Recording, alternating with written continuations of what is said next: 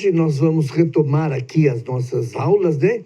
Que tem sido bem proveitosa, cada semana, cada tempo que a gente vem, nós trazemos um assunto, vez por outros assuntos se repetem, mas na realidade, quando acontece do assunto se repetir, é porque vai complementando aquilo que nós já vimos anteriormente. Porque a gramática, ou a língua, né? O estudo da língua, ele é dinâmico, então é assim mesmo. De repente a gente já caminha um bom espaço dentro do conteúdo e vez ou outra a gente precisa retomar. Hoje nós temos então como título o verbo na oração, para uma aula para o 7º ano, e de novo aqui o professor Lázaro de Moura, ok? A habilidade, na realidade, nós vamos trabalhar só com foco em uma, que é reconhecer em textos o verbo como o núcleo das orações. E quando nós falamos em reconhecer em textos o verbo como núcleo das orações, aí implica todo e qualquer tipo de texto. Não importa o seu tamanho, se ele é grande, se é pequeno, se é narrativo, se é descritivo, se é texto de reportagem, de entrevista, não é?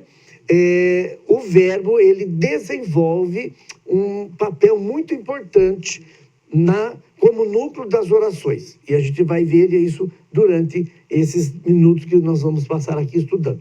Para poder ver isso, nós vamos também trabalhar aqui a partir de uma entrevista, um texto a partir de uma entrevista, né? E o objetivo desta nossa aula, para que fique bem claro, né? Nós estudamos lá as classes gramaticais, o verbo, ele trabalha, então, essa ideia da movimentação que ele dá na oração e na frase. Então, eu tenho como primeiro objetivo identificar o verbo na estrutura da oração. Ou seja, como é que a minha oração é estruturada? Não é? Sujeito e predicado, nós já vimos isso na aula anterior. Dentro do sujeito eu tenho alguns elementos, dentro do predicado eu tenho outros elementos. Dentro do sujeito eu tenho uma palavra que é importante, e dentro da oração, aliás, do predicado, o verbo, então, estruturando essa oração. Analisar a função e a importância do verbo na oração, tá? Seriam esses os nossos objetivos. Para começar, então, ou para desenvolver o nosso conteúdo, eu vou trabalhar a partir de um texto, de uma entrevista com um escritor, cronista, não é? Antônio Prata, que ele é entrevistado pela equipe da Olimpíada de Língua Portuguesa, do SEMPEC, né? E ele vai, é claro que eu não vamos trabalhar todo o texto da entrevista, que ela é um pouco longa, mas aquilo, nós escolhemos aí alguns trechos que tem bastante a questão do verbo. Então, antes da entrevista, de começar a entrevista, a repórter faz essa colocação. Uma das graças de escrever é ver onde aquilo vai dar. Sempre começamos querendo saber a história do entrevistado como leitor. Ora, então, o entrevistado aqui, a partir do texto que nós vamos ver, não é? Ele é um escritor de livros, de histórias, de crônicas, e a ideia é saber como foi que ele desenvolveu o gosto pela leitura e o gosto pela escrita, ou seja, como é que ele chegou a se tornar um escritor, né? Então, as perguntinhas, as escritas aqui em preto, é a pergunta, e depois nós vamos ver que quem realmente escreve, quem realmente conta a história, gosta de falar bastante também, mesmo sendo por escrito. Então, a pergunta feita a ele foi o seguinte: quais foram os seus primeiros contatos com esse mundo da leitura e da escrita? Como foi fisgado, né? Ou seja, como foi despertado esse interesse seu pela leitura, pela escrita? Aí ele começa falando do seu ambiente familiar, lá as atitudes do pai e da mãe que muitas das vezes você nem presta atenção, ou a gente faz como pai e mãe, nem prestando muita atenção, que vai desenvolver esta característica na criança. Então ele começa dizendo o seguinte: a minha casa sempre teve livros, e hoje está provado por pesquisas que filhos de leitores se tornam leitores. A questão do exemplo, né? Vale a máxima aí: filho de peixe, peixinho é. Filho de leitor, leitor será também. Porque tem a influência, o exemplo. A minha primeira experiência com livros foi fazer rampa para carrinhos. Eu não trouxe aqui porque eu não tenho a revista, mas a entrevista é impressa, mas quem for ter acesso, olha, eu dou o site no final. Ele aparece já depois de grande, fazendo rampa. Ele pega alguns livros e faz rampa, passando. É um baita de um homem lá, fazendo a ideia, né, de brincar com o livro sendo rampa. E qual menino que gosta de ler, ou que gostava de ler, ou que teve o seu desejo de leitura despertado, que não fez essa brincadeira, né? A minha experiência, então, foi essa: fazer rampa para carrinhos, com livro.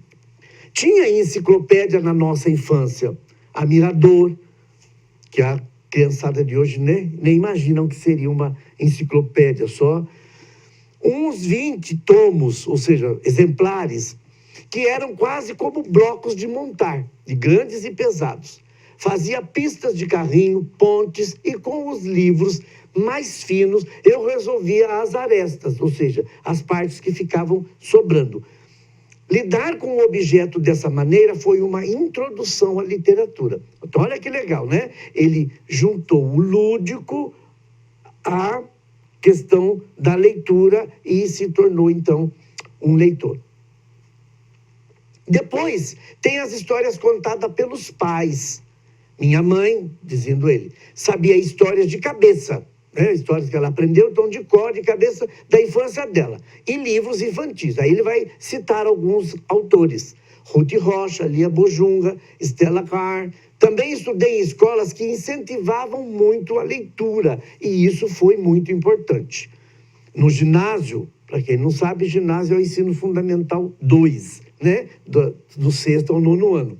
A gente lia muita poesia. De novo, ele vai citar aí nomes interessantes: Carlos Drummond de Andrade, Manuel Bandeira, Fernando Pessoa, né? Fernando Pessoa é poeta português. Havia uma coisa muito legal, que parecia meio careta, falando que era um concurso de declamação de poema. Ou seja, você escolhia uma poesia, o aluno escolhia uma poesia, decorava, ou se não decorava, pelo menos dava um jeitinho de fazer uma colinha dela, e fazia a declamação daquela poesia com entonação, né? Com gestos e com sentimentos e tudo mais. Escolhíamos uma poesia e encenávamos. Podia ser qualquer coisa. Até mesmo ele cita aí, interessante, né? Quem é que não fez parte do Pamonhas, Pamonhas de Piracicaba? De repente nem era de Piracicaba, mas o carro da pamonha, né? O hino nacional, sei lá, Deitado Eternamente em Berço Esplêndido, né? Ouviram do Ipiranga. E Augusto dos Anjos. Isso nos trazia para perto do universo da poesia. É um pouco distante do adolescente, né? Ou seja, o adolescente, se naquela época ele já achava que era distante, então a escola e a gente, enquanto professor, tem que trabalhar isso. Uma segunda parte, para depois nós já partirmos para o nosso assunto da habilidade. Aí a pergunta, a colocação que a repórter faz para ele é a seguinte: hoje, essa entrevista eu esqueci de falar, mas vai estar lá, ela é de 2015, então ela não é tão defasada assim, né? Hoje é reclamação comum entre os professores. Essa meninada não quer ler. Com tantos atrativos concorrendo com os livros, como o ambiente da escola pode causar aos jovens o mesmo impacto que causou em você? E aí ele vai, de novo, né, daí 2 parágrafos explicando. Da primeira à 4ª série, Ensino Fundamental 1, tinha uma aula de leitura, acho que todo dia ou 3 vezes por semana, em que a professora lia uma história para a gente, não é? E a gente ainda faz isso. Era uma das aulas mais legais, porque ela, a professora, lia muito bem, e romances grandes, de 200 páginas, um pouquinho a cada dia. Ficavam lá 30, 25, sei lá quantas crianças quietas durante 40 minutos ouvindo um adulto ler uma história. Às vezes ela parava o livro, explicava um pouco, dava alguns parâmetros para entendermos, né, ou seja, alguns exemplos, para entendermos a história. Era maravilhoso. Guarde bem, apesar de que eu não usei essa frase aqui, mas interessante, aqui o verbo está dando um dinamismo tremendo no parágrafo. Último, estamos terminando o texto aqui. Desde pequeno ouço esse discurso. As crianças só querem ficar filosofando na praça, ou seja, né, perdendo tempo, brincando e jogando conversa fora. Hoje em dia, nem na praça, né? Mas muito se vai. Não querem mais ler em casa. Então, ele reproduz uma fala que ele sempre ouve. Já tinha televisão, videogame, e hoje tem muitos, né, jogos mais interessantes. Mas, no meu caso, isso nunca foi concorrência.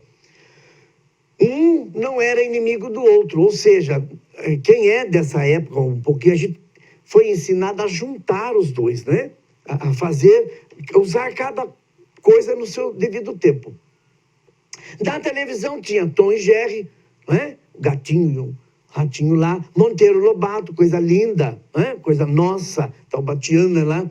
As duas coisas eram um projeto de diversão, não concorriam. Eu queria ler Caçadas de Pedrinho, para conhecer a história de um menino da minha idade que vai atrás de uma onça. Ele vai fazer bombas de cera cheias de marimbondo ou de abelhas, não lembro mais como é que era. Pernas de pau, e lá de cima das pernas de pau ele vai jogar essas bombas que vão estourar para expulsar as onças. Isso é muito legal. Em 1978, 84, 95 e 2030, não é? Desde que saiba fazer. A história da onça e da perna de pau era atrativa para mim, porque eu entendia que tinha uma onça e uma perna de pau. Eu conhecia aquelas palavras. Para um garoto que não é alfabetizado ou que é medianamente alfabetizado, ele não entende. Aí, imagino que seja ultra difícil. Mas a questão da leitura, né, ela é fascinante, ela vai despertar a curiosidade. Então você encontra essa entrevista completa, aqui são só duas perguntas que a repórter faz, e ele aí se esbalda de dar a sua ideia, né? É a entrevista com o Antônio Prata na revista da língua portuguesa, a revista chamada, da Olimpíada da Língua Portuguesa, revista chamada Na Ponta da Língua, tá? Está disponível aí na internet e eles permitem que faça, certo? Então, por que eu escolhi esse texto? Porque ele faz uso, assim, bastante do verbo para mostrar essa ideia, que a habilidade que nós vamos trabalhar faz essa questão, né, de observar o verbo. E quando eu falo de verbo, em termos gramaticais, eu também falo de locução verbal. Todo mundo lembra.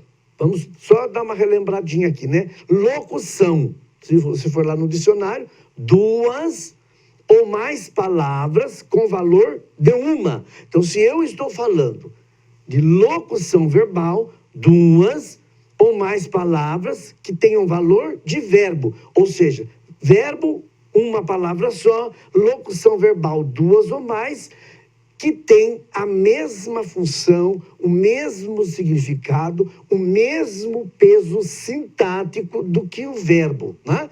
Então, tanto o verbo como a locução funcionando aí como núcleo da oração. Para a gente poder entender, não é? Porque eu não ficar falando aqui verbo como núcleo da oração, toda vez que eu falo de núcleo, lá em ciências você aprende de núcleos, né?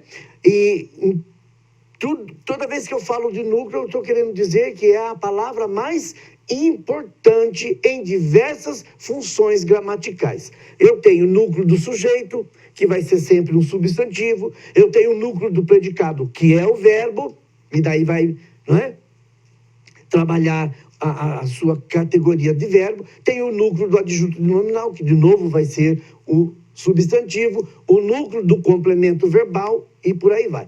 Vamos ver aqui algumas orações, então, tiradas do texto, para nós virmos aí como que o verbo é importante na construção desta oração.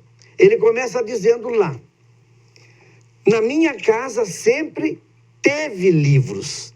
A minha primeira experiência com livros foi fazer rampa para carrinhos. Então veja, teve uma palavra, o verbo. Foi fazer, não é? Verbo ser conjugado com o verbo fazer no infinitivo, formando uma locução. Então, aqui eu tenho uma locução verbal que tem o mesmo sentido do verbo, a mesma importância do verbo na oração.